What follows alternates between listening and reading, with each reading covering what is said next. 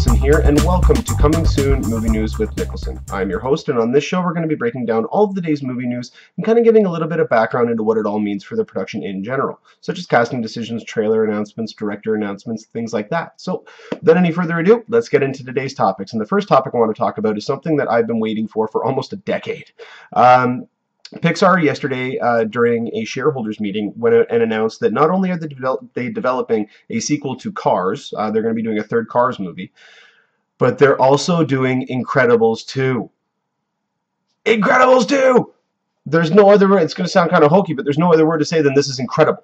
It's incredible that they are doing this. I mean, it's taken almost 10 years now for them to do a sequel. The movie came out in, I believe, 2004. So it's taken them now about 10 years to start developing a sequel, and out of all of the Pixar movies that have come out, this has been the only movie that looked like it needed a sequel, or at least deserved a sequel, or warranted a sequel. All the other ones were standalone stories that never needed to go anywhere. They closed themselves off. Look at Toy Story. I mean, granted, Toy Story 2 and Toy Story 3 were phenomenal movies. You look at Cars. The reason that Cars has gotten all of its sequels is because John Lasseter, who is the director of that, is also the head of Pixar, and it's been like a baby of his, in a sense. It's a project that he's always wanted to do. It's a world where he loves, because apparently when he was a child, or when he was at least very young, he went and traveled a lot with his dad, and his dad was a salesman who drove around a lot, so he always went on Route 66. And so that's why he decided to do a movie based on that. And it also makes a lot of money for merchandising. I know that the second one didn't make anywhere near as much as the first one did, but they made a lot of money on the merchandising. But out of all the movies they've done, Incredibles is the one that they're doing a sequel for. Finally! Finally! I still feel it's taken way too long. It should have been out a couple of years ago already, but I mean, still, it's great that not only are they doing it, but they've got Brad Bird, the writer and director of the original Incredibles, to come on and write the sequel. No word yet if he's going to be directing or not, but as it stands right now, he is just writing it. I wouldn't be surprised if he comes back to direct it, but the only thing that would run in his way right now is he's working on a new movie called Tomorrowland, which is a very secretive project that he's working on with Damon Lindelof. The guy who wrote or showrunner and wrote for Lost, co-wrote the scripts for Prometheus and for oh, why am I drawing a blank on it? It just came out not too long ago. Star Trek Into Darkness. So I mean, they got together and they started writing this movie about these contents of this mystery box that they found, and they got a really phenomenal script out of it. It sounds really intriguing. It's based around the Tomorrowland amusement ride at Disney World, but they got George Clooney signed on to be the lead character. They're filming it right now. I believe they're actually almost done shooting. But they got Hugh Laurie to come in and be the antagonist of the movie. And I've been waiting for Hugh Laurie to really break out into movies. I loved him on House. He was a phenomenal character on that. I actually just restarted watching House again not too long ago, and I think it's just an unbelievably good show. He's just great in that role. I hope he does play something different, obviously, but I've been waiting for Hugh Laurie to break out into movies, and he really hasn't. He stuck to a few independent films, and nothing really big. He was originally supposed to be, from what I can remember, he was supposed to be the Michael Keaton character in the RoboCop remake, which I think would have been intriguing to see. And then for what reasons unknown, he had to drop out. So, but they're finally moving forward with a sequel to Incredibles, and I could not be more happy about that. And it's been taking way too long for it to come out. Let's just put it that way. But I am glad that they finally realized that this has a lot of potential. There are a lot of people out there who are going to want to go and see it, and they've got the talent behind it right now to work on it. But we're still going to be several years off. I mean, Pixar has Finding Dory coming out in, I believe, 2015 or even 2016. They have another one that's about going inside the mind. It's going to be all inside people's heads, I guess. And so that one's coming out, I believe, after that. They also had The Good Dinosaur that they were working on, but that got, I don't know if it got scrapped or if it just got moved significantly. I think it got delayed by like a year and a half or 2 years. So with him not only having to finish Tomorrowland, but Pixar already having a massive slate of movies to come out, I don't think we're going to see this until at least 2018, if not maybe even later. But at least we know it's happening. They're working on it. This is a project I don't see falling apart either. So this bodes really well for this movie coming out. So I'm really excited. They're finally doing Incredibles 2. That's just great news to hear all around. And as I stated on Monday's episode, Sony has actually unveiled the final, quote-unquote, final trailer for The Amazing Spider-Man 2. Now, the one thing I was worried about with this is we've already seen, I believe they've released officially 5 trailers for this movie already, not including the international trailers. So when looking at this movie and they said it was going to be the final trailer, it usually means it's going to include a lot of new footage, which this one did. But the one thing I was really afraid of is they were going to just give away everything in the movie.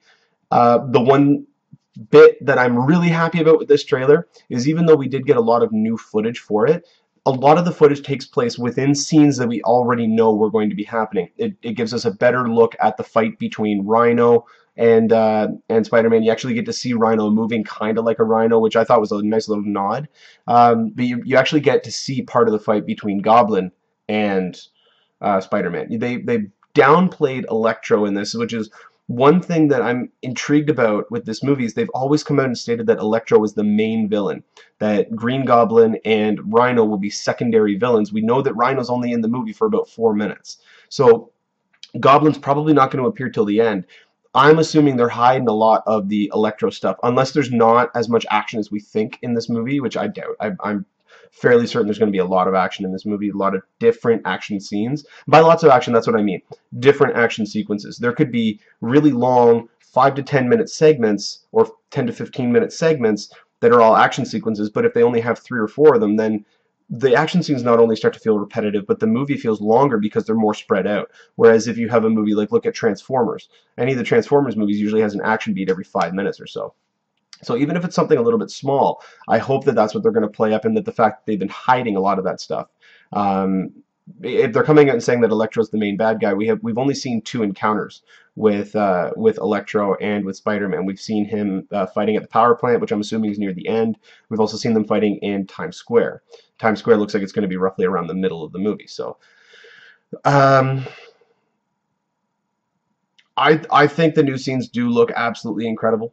The visuals look amazing. The CGI of him just flying through the city, or so I should say swinging through the city, looks absolutely gorgeous. One person, actually, I was reading a comment online yesterday, and one person said that the first teaser that they put out for this trailer, because they're doing that a lot now, they do teasers for the trailers, and this one just showed a lot of the swinging action, and someone went out and said that, wow, that, you know, they should have released that just as the first teaser. That would have been a great teaser. And funny enough, it looked almost identical, obviously better CG, but it looked almost identical to the very first teaser trailer for the original Sam Raimi Spider-Man back in when it was the trailer was out in 2001.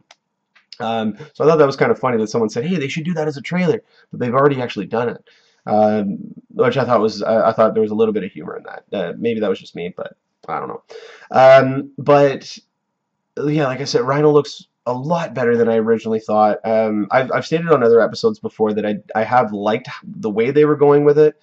When they originally said Rhino was going to be a big mech suit, I kind of rolled my eyes at that. But when you look at the context of the world that they're creating, it makes a lot more sense. You can't really have a guy in a Rhino suit running around. It just looks silly. So them having him in a mech suit makes a lot more sense. And the new footage we're seeing with Spider-Man swinging the manhole cover around to deflect his rockets and stuff like that, I think that looks really cool. All just the little tiny bits of information that we're getting now from this movie. I'm starting to get more of an idea of what the movie's about, which I both like and don't like. If you want a really good stark contrast, look at Godzilla and look at how Warner Brothers is advertising Godzilla. They're hiding all of the main money shots for their movie. They haven't shown them yet. They haven't shown anything like that yet. They've shown a couple of really cool shots, but for the most part, I mean, you look at Amazing Spider-Man 2, and we now, I believe this is now our 6th trailer for it.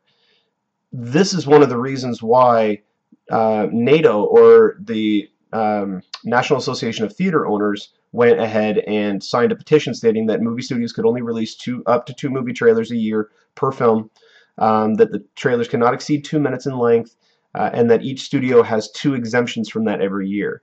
So I hope that they're not using one of them with Spider-Man, because they're doing way too much advertising with this. People know that this movie's coming out. They've seen the first one. They like the first one. So you don't need to oversell this project. I feel that that's what they're doing, which, if that's the case, that has me kind of scared, because they're trying to win people over with cool visuals to come into a movie that may not be very good. I don't think that that's the case. Mark Webb has already just come in and signed on to the third one, which means he's happy with what they're doing. The studio is happy with what he's doing. So I don't think that they would allow for that kind of stuff to happen if this movie was not going to be very good. But only time will tell. They've already had to trim some of the movie. They've had to cut out key characters out of the movie to make sure that it felt tight, it felt cohesive, it didn't feel like Spider-Man 3. But again, they've said that this is the final trailer. The movie comes out in just under a month and a half, about 6 weeks or so, 6, 7 weeks. And the more and more I see of this, and the more and more I see of everything else, again, I'm still waiting for that X-Men trailer to pop up on Monday. But the more and more I see, the lower this movie is actually getting on my most anticipated list of 2014, because they're showing off way too much, and I feel like I've already seen a good portion of the movie. If they do, or if they have been hiding it, this movie's going to be long. If they've been hiding a lot of this footage and a lot of action and a lot of key major characters in this movie, like they haven't shown Norman Osborn. We don't know how big of a role he plays in this. And they got someone like Chris Cooper to play him, which means it's not just going to be a one-off. It's going to be a really interesting character with several different layers and most likely several different appearances throughout the series. So them hiding him, except for his voice, you can hear his voice in the trailer. With them hiding him, not really showing off a lot of Jamie Foxx in this trailer, or in really a lot of the other ones. They've shown a few little bits of him, but not a lot. So I hope that I hope with this movie that we're not going to get an overabundance of characters and of CG and of action scenes and all that kind of stuff. So. But one other thing, I mentioned this a couple of weeks ago on the show. Last night, Marvel actually debuted what was called Marvel's Assembling a Universe, which was kind of a comprehensive look behind the scenes of where they've gone from the very beginning of announcing Iron Man back in 2006 all the way up to now. So it was really cool to see how they started and how they really were a struggling company when they first started. Now, by I mean struggling, they didn't really have a lot of credentials. They didn't have a lot of credit to their name in terms of what they were capable of. And then they knocked it out of the park with both Iron Man and Incredible Hulk. 1-2 punch in the first year of them releasing movies. They did a phenomenal job with it. Then they came out with Iron Man 2, and then they slowly started unrolling everything. But the main feature about this was last night, not only did we get to see extended looks of Captain America Captain America Winter Soldier, which, by the way, if you go online right now, you can actually watch the first 10 minutes of Captain America Winter Soldier. You really get a flavor of the overall tone of the movie, the humor they're going to be going for, the level of action, the hand-to-hand fighting. And they also tease a big showdown coming up relatively early on in the movie, it looks really cool. But I watched it, and I was really impressed by it. It felt a little weird in the sense that I felt like I was watching a direct sequel, in a sense, to Captain America the First Avenger, even though none of the creative talent behind that is really involved in the sequel. Everybody's different. I do believe the writers were the same, but the directors, the DOP, most of the crew, the special effects supervisors, all those guys were all different on this project as they were on the first one. It just felt like it was a true sequel, that it fit within that world. And that was one thing that I was really happy to see, even though I know that they were going with a very different vibe with this movie. But it was really cool to see not only all of that footage, but to also see the opening 10 minutes. But one other thing that they did do was they introduced new concept art for Guardians of the Galaxy, with a little bit of behind-the-scenes shots of that. They even showed, you had to look really quick, but they showed the first full-on shot of Ronan the Accuser, who we haven't seen yet. They haven't unveiled him yet. So you got to see him with his mask. He looks pretty cool. It was kind of a blurry shot from the background, but he looks pretty cool. We also got to see some test footage of Rocket Raccoon and Groot. But the main piece, the main thing that everyone was anticipating for this, and they did show off some really intriguing stuff, was for the sneak peek at Avengers Age of Ultron. And one of the main things that they did, the first concept art that they showed, I'm so glad that they did this. It was a very smart move on their part. But they showed off concept art of what their versions of Quicksilver and Scarlet Witch are going to look like. First off, Quicksilver looks so much better than he does in the images we've been shown from X-Men Days of Future Past. Scarlet Witch, for instance, she has more of a contemporary look with the same color scheme that her costume has to have, but it's a much more modernized and contemporary look at what that character is going to look like. So I was very happy to see the direction that they're going with both those characters. I knew with Joss Whedon being behind the helm of this one and him bringing in these characters that he was not going to let us down with the design of that character. Because a lot of people don't know, Joss Whedon, who's the guy who wrote and directed Avengers and is working on Avengers 2, has written a lot of comic books. He wrote a lot of the main storylines that people love for X-Men, or for, I believe he wrote some Iron Man, but I could be mistaken on that. But he's done a lot of comic book work. And so he really knows this world. He knows these characters. And so he knows how to adapt them, and he knows how to bring them to life. But the money shot, the end-all be-all money shot, was the shot of Hulk going up against the Iron Man Hulkbuster armor, which looked to be about 1.5 to 2 times the size of Hulk. And this movie is just going to be off the chain. I think, based on what they showed, because they also showed an image on set of, not only did you get to see a upper body version of the Hulk, like scale size, where they could shoot, they could get their camera angles and stuff like that. They also had on set a live scale model version of the arm, the gauntlet of the Hulkbuster armor. So I have a feeling this is going to be the intro of the film, because that's what they've been shooting so far. And we know the intro of the film takes place in South Africa, in Johannesburg. And we knew it involved the Hulk. Now it looks like it's the Hulk versus Iron Man, or at least a Hulkbuster Iron Man suit.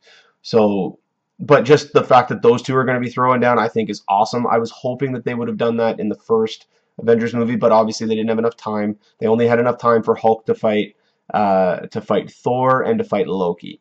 So, but they also did show off, and I was really surprised about this, because this movie hasn't even started shooting yet. But Edgar Wright is doing Ant-Man, and Ant-Man's a very intriguing project. But a couple of years ago at Comic-Con, Edgar Wright showed off this test footage that he shot for the film, which just gave a sense of the direction that he wanted to go, the visual effects, and how they might look. But yeah, they actually showed off a couple of finalized versions of that footage. Now, there's no telling as to whether or not that footage is going to make it into the movie, but it gives you an idea of the scope that they're going for. You get a look of the color aspect of the movie, whether or not it's going to be very vibrant or kind of more of a thriller aspect where muted colors are. So you really get a sense of the type of movie they're going by just from these little snippets, and I'm really, really happy to see what they're coming out with. So overall, it was a very good special. It was a very great look into the world of Marvel. So I'm happy to see a lot more. I'm really looking forward to see a lot more, but cannot wait to see Captain America, the Winter Soldier, when it opens up everywhere on April 4th. So make sure you guys go and check it out. But tying into my last topic I was talking about, they've actually released a new international trailer for Godzilla. It plays very similar to the trailer that we talked about a couple of weeks ago. The main difference being is that they did show off a lot of new footage. They still didn't do a major reveal. You got a couple of much better looks at the monster. Not necessarily clearer, but you got more scale, more size, more scope. But you also got to see a better version of the winged creature. The one shot where you could see it kind of peeking through the clouds as it was coming down, and then it cut away. They basically show you the next little segment of that, and you see its wings spread out and about to dive into the ground. So they really did show off that. But my favorite shot of the entire trailer was when I guess a bunch of explosions had happened, and Godzilla is standing in all this dust. You can't even see him, and then all of a sudden a lightning blast or explosion goes off behind him, and you see just the silhouette. I thought it was a beautiful shot. It's haunting, because you still can't see what it is, but yet it's so massive and it's coming at you. So I'm really jumping on board with the way that they are marketing this movie. I really like the way that they're marketing it. But what I feel that they need to do is have the next trailer, or the final trailer, finish. Don't really show any more of the action, but finish with Godzilla about to go toe-to-toe with a monster. If anyone remembers the first trailer for The Incredible Hulk, the one with Edward Norton, the first trailer, all it was little snippets of footage from the final showdown between Hulk and Abomination. That was it. That was all it was. And it ended with them flying through the air, and just as they were about to connect, it cut to black, and it showed up saying The Incredible Hulk. So if they were to do something like that, that people would be jumping out of their seats in excitement. From the description that we've heard from the footage they showed at South by Southwest, people are going to be jumping out of their chairs for that footage. And to show that off, just that. Don't show any more. Don't show them fighting. Don't show Godzilla in all his glory trying to be a hero. Make Godzilla look as though he's a menace to humanity, and also he's just conveniently fighting another or not conveniently, sorry, that he's fighting another monster, not to save people, but to injure that because it's the same size as him and it can hurt him. You know, do stuff like that. Fight him just because you're a fighter.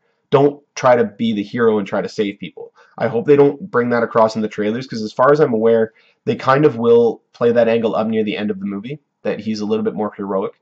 Um, but I mean, the fact that we got to see that winged creature, I think is a step in the right direction. And I do have a feeling that within the next month we're going to get a final trailer, just like what they've done with Spider-Man.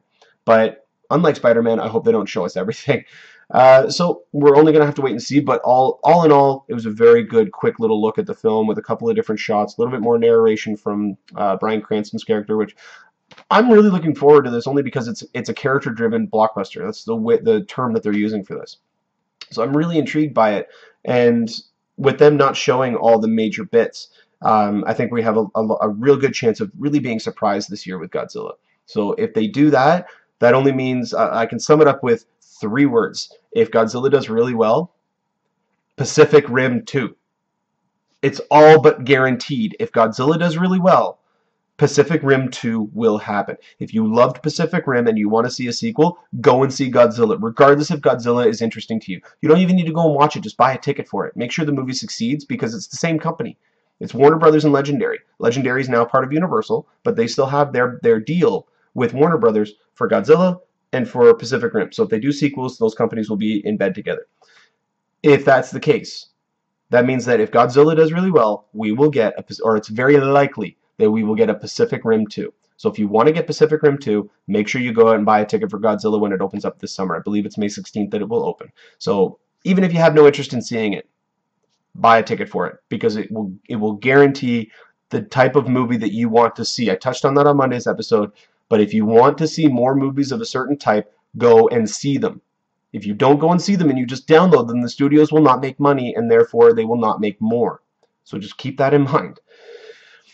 So the next one, this seems to be kind of trailer day. The next one here is Disney has released the full trailer, the first full trailer, not a teaser trailer or anything, but the first full trailer for the upcoming Maleficent.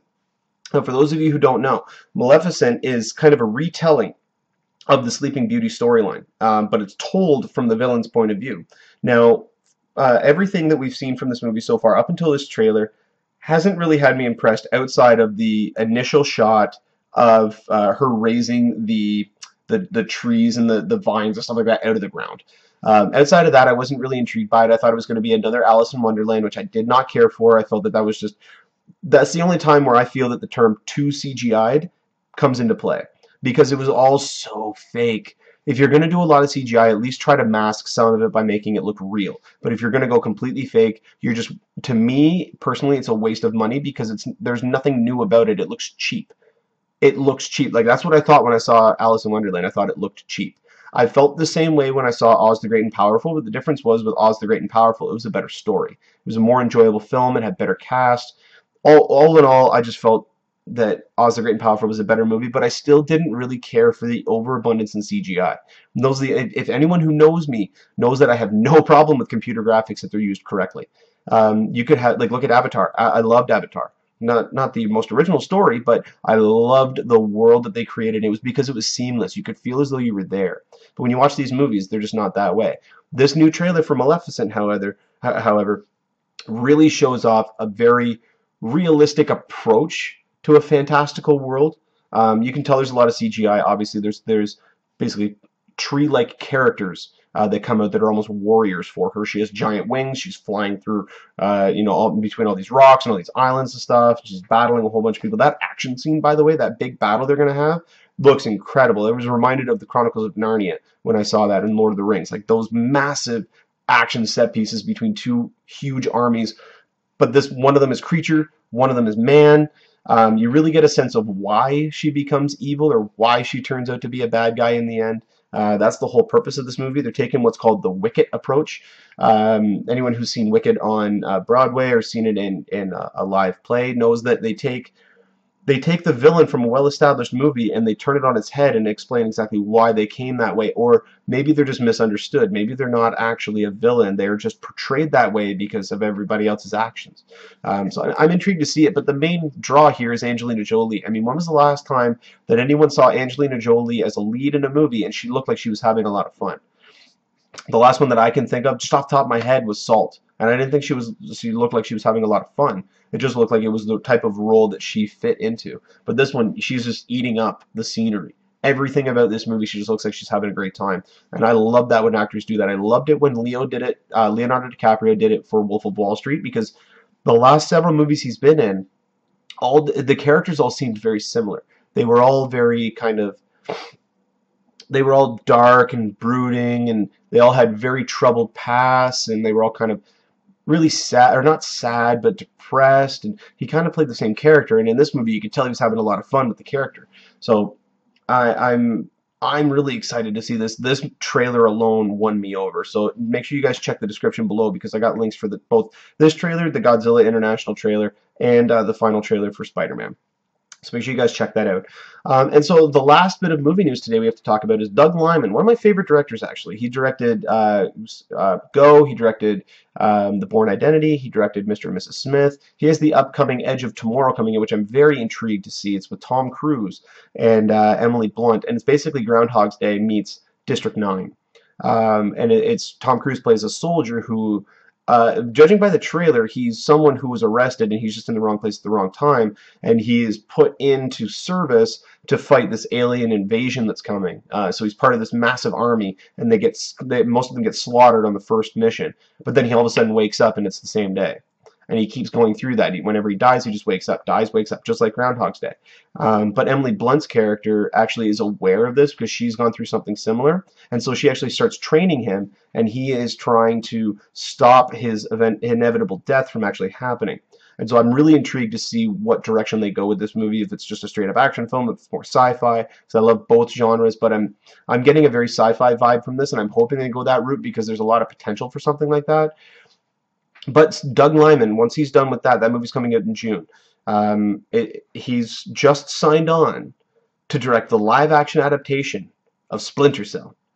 And anyone who has known about Splinter Cell or knows the games knows that Sam Fisher's been a very tough cookie to crack.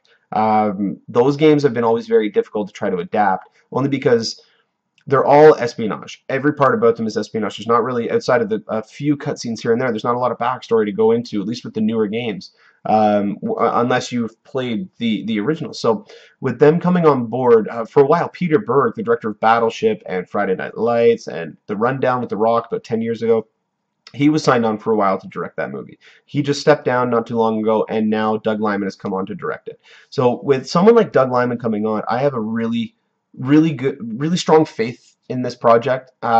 He's a very capable director. He knows action. He knows characters. And as long as the studio kind of leaves him be a little bit, I think this is going to be a much better film than some of the movies that he's put out. But I got to tell you, if anyone has seen the theatrical version of Mr. and Mrs. Smith and then also seen the director's cut is very different. It was re-edited differently. They used different music. They used different sequences altogether, or they recut up sequences differently. It was so much better of a movie, and right there you can see studio involvement and what they do to actually ruin a movie when they think that all they're doing is they're making it more marketable for more people. But all they do is they just end up ruining it. So I definitely recommend, if you love Mr. and Mrs. Smith, definitely try to check out the director's cut, because I found it to be a much more enjoyable movie. Even though I liked Mr. and Mrs. Smith when it first came out, I thought this was just a much more complete film. It was a much better, well-constructed, well-rounded film.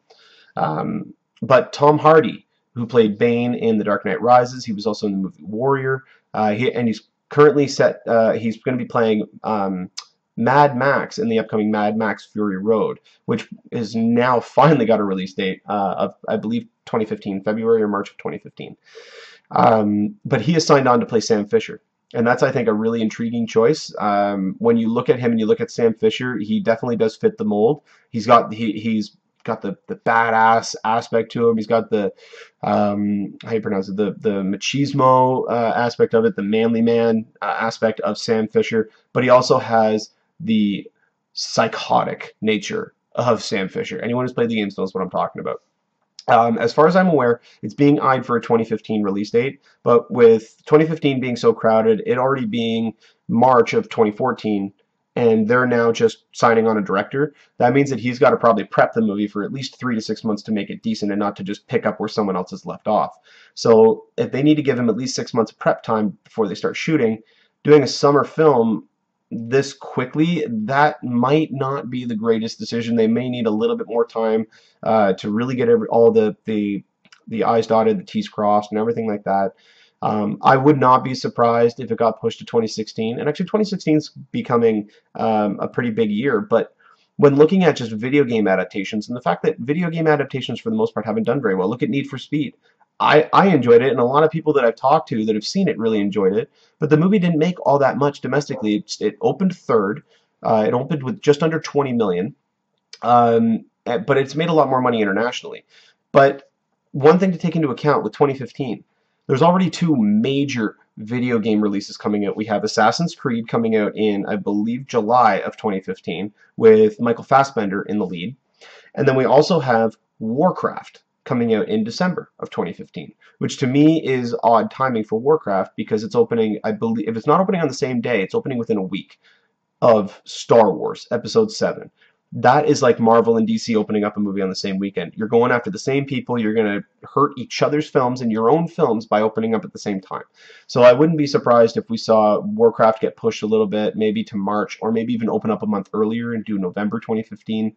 But we got two major video game releases with a lot of talent behind them. We have Duncan Jones, who directed Moon and also Source Code. By the way, anyone who hasn't seen Moon, you need to check out Moon right now. It's with Sam Rockwell and the voice of Kevin Spacey. It is probably one of the absolute best sci-fi movies ever made. So definitely go and check that movie out. But he also directed Source Code with Jake Gyllenhaal. And he's directing Warcraft. So they got a great guy behind the talent. They have Travis Fimmel from Vikings. They have Dominic Cooper from Need for Speed and Captain America. Who else do they have? They got a really good cast for this movie. Oh, what's her name? She was in Mission Impossible Ghost Protocol. She was also in Deja Vu. Paula Patton is also in the movie. So they've got a really eclectic cast, a really great, amazing cast for them. Ben Foster is also in it, and he's probably one of the most underrated actors working today because he doesn't really get lead roles. And anyone who's seen any of his movies, I remember the first movie I ever saw him in was oh, I can't even remember the name of it. He played a troubled student, and Tom Cavanaugh played a teacher who was really trying to mentor him. And the kids that he started hanging out with were planning on shooting up the school because they were all bullied. And throughout the course of the film, he really kind of built up their trust, and then he really just shows how much of a person he's grown into by the end of the film. It was just an amazing performance. And he's gone on to do, like, he was in the X-Men films. He was an Angel in X-Men Last Stand. He was most recently seen in Lone Survivor, which he stole the show in that movie. He was by far the best in that movie. He upstaged Mark Wahlberg, which is, in my personal opinion, it's very difficult to do. I think Mark Wahlberg brings a really interesting screen presence whenever he does a movie. So for someone to be able to upstage him and still not be really the lead of a major movie yet, I think is intriguing. But with the cast they've got for that, and with Assassin's Creed being done, I'm pretty sure they're going to end up pushing this to 2016, not have video game overload, because if let's say all three of those movies did really well, that most likely would mean that we get a flood of video game movies. More so, like, I would say the amount of video game movies we would get if all three of those movies opened in the same year and did really well, we would have more movies released that are based on video games in 1 year than we get superhero movies that are released in 2 to 3. The studios would jump on board. There are so many more video game titles that are recognizable than there are comic books. There's more content to draw from. Now, a lot of video games translated into movies might not feel like video game movies. You look at The Last of Us. The Last of Us is definitely not going to feel like a video game. You look at what other ones are they doing? Oh, I can't even think of any others that they're trying to do right now. But there are a lot of, if they were to do movies based on certain video games, they're not going to appear. They're trying to do one on Uncharted and Infamous. If they did movies based on those, they would not feel like video game movies, especially Uncharted. Uncharted would feel like a modern day take on Indiana Jones. Infamous would seem more like a superhero film than it would a video game film. So they do have a lot of room to work with, but when you're picking titles like Assassin's Creed, that is going to feel a little bit like a video game movie. Look at Prince of Persia. That felt like a video game movie. Warcraft, they're gonna blow away a lot of people's expectations with this movie, and a lot of people have a misconception with this. This is not a movie that is based off of World of Warcraft. This is based off of Warcraft, the first Warcraft game. It's not based off of World of Warcraft. They're going to build up to that. So that's probably World of Warcraft is probably going to be the third or fourth Warcraft film that they do. They're not going to jump right into it. They're going to lead into it, because why would you? That would be like Avengers, the first Avengers movie, them using Thanos. Where do you go from there? You can't. It's very difficult to find an antagonist who's going to have that much of a presence. They just wouldn't do that. So they're going to build up to World of Warcraft for probably, if this movie does well, Warcraft 2 will probably be out sometime in 2017, 2018. They're going to put a green light on it right away. And then we probably see Warcraft 3 or World of Warcraft in either 2020 or 2021. So we're about 6-7 years away from a World of Warcraft movie, but for right now we got Warcraft coming out with an amazing cast, great director. They're filming it right now. We're probably going to get footage at Comic-Con, maybe just a little teaser, because they showed concept footage last year at Comic-Con. So with them doing it this year, and they've already started filming, probably going to have some effect shots done, and they're going to show a little bit. So this year's going to be really intriguing down there. I'm really excited to go. Unfortunately, I wasn't able to actually get tickets for it, which was a little bit of a bummer, but I will still be attending. I will be in the area, so I will be covering a lot, and I'm going to see what I can do. I'm actually going to be taking a day or two when I'm down there and actually traveling to Los Angeles. So when I'm down there, I'll be doing a couple of episodes.